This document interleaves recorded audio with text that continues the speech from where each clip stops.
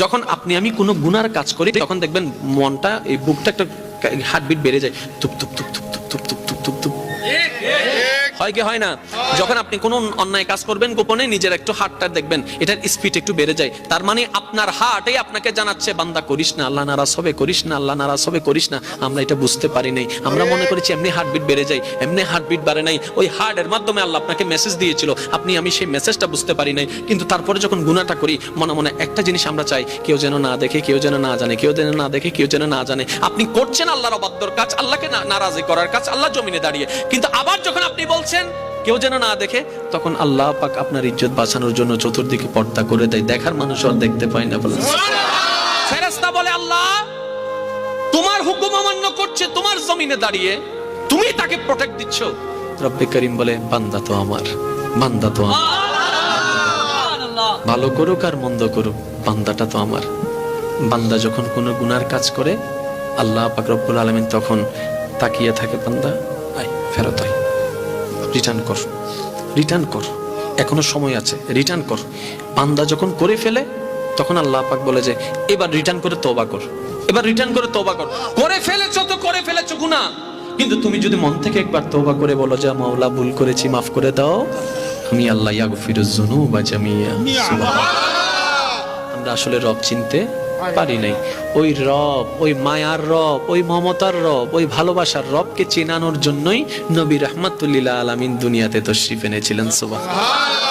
মনে রাখবেন ভাইরা, নবী সাবজেক্টটা তর্কের বিষয় নয়, কোরআন সাবজেক্টটা তর্কের বিষয় নয়, এটা অনুভবের বিষয়, এটা গবেষণার বিষয়, ঠিক না বেঠিক? এবার আমি শুধু আপনাদেরকে একদম শর্টকাট একটা নলেজ দেওয়ার চেষ্টা করব, যদি আমার মুনিব আমাকে দয়া করেন। মানব জাতি, মুসলিম জাতির জন্য গাইডলাইন হচ্ছে কোরআন। গাইডলাইন জোরে বলতে হবে, গাইডলাইন। তো কোরআন থেকে আমরা গাইডলাইন নিব, সেভাবে জীবন যাপন করব, এটা হচ্ছে আমরা। আচ্ছা বলেন, নবীর একজন সাহাবা ছিল আবু বকর, সত্যের উপর ছিল না মিথ্যার উপর ছিল? আপনার আমার নবীর উপর কোরআন নাজিল শুরু হয়েছেন তখন নবীজির বয়স মোবারক কত? 40। কত? 40। শেষ হয়েছেন 63-তে, মানে 23টা বছর লেগেছে। একটু খেয়াল করবেন, কমপ্লিট কোরআন নাজিল হতে 23 বছর লেগেছে। কিন্তু এর আগে আবু বকর সিদ্দিক আকবর হয়ে গেছে। এখনো সম্পূর্ণ কোরআন নাজিল হয়, এখনো সম্পূর্ণ কোরআন নাজিল হওয়া শেষ হয়নি। কোন কোরআন? যে কোরআনটা আপনার আমার জন্য গাইডলাইন। প্রত্যেকটা আয়াত এখনো নাজিল হওয়া শেষ হয় নাই, কিন্তু Siddique Akbar success, Omar Farooq success, Osman Gani success, Maula Ali success. এবার আমরা প্রশ্ন করলাম, আমরা তো কোরআনকে দিয়ে সাকসেস হতে চাচ্ছি, কোরআনের সাজেশনের ছায়া তলে ওইটাকে মেনে সাকসেস হতে চাচ্ছি। আপনারা তো তখনই সাকসেস হয়ে গিয়েছেন, তখন কোরআন পরিপূর্ণ আসে নাই, সব হুকুম পরিপূর্ণ আসে নাই, সব আয়াত পরিপূর্ণ আসে নাই। How can possible? তখন সমস্ত সাহাবায়ে কেরামের দরবার থেকে উত্তর আসবে, একটা হচ্ছে থিওরিক্যাল আর একটা হচ্ছে প্র্যাকটিক্যাল, দুটোটাই হচ্ছে একটা। কোরআন হচ্ছে থিওরিক্যাল, ওই কোরআনে যা আছে নবী মুস্তাফার জীবনে প্র্যাকটিক্যাল তা আছে। বলেন সুবহানাল্লাহ।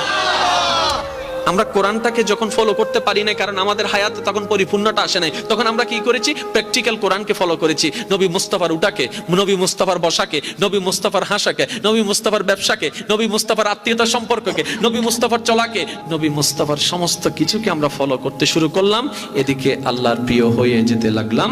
কোরআন আওয়াজ দিয়ে উঠলেও, ইন কুনতুম তুহিব্বুনাল্লাহ ফাত্তাবিউনি ইউহিব্বুকুমুল্লাহ। আরেকটু জোরে বলেন না সুবহানাল্লাহ। আল্লাহ আমাদের সবাইকে বুঝার তৌফিক দান করুক। আল্লাহ আমাদের সবার প্রতি মেহেরবান, যদি আমাদের ঈমানটা ঠিক থাকে।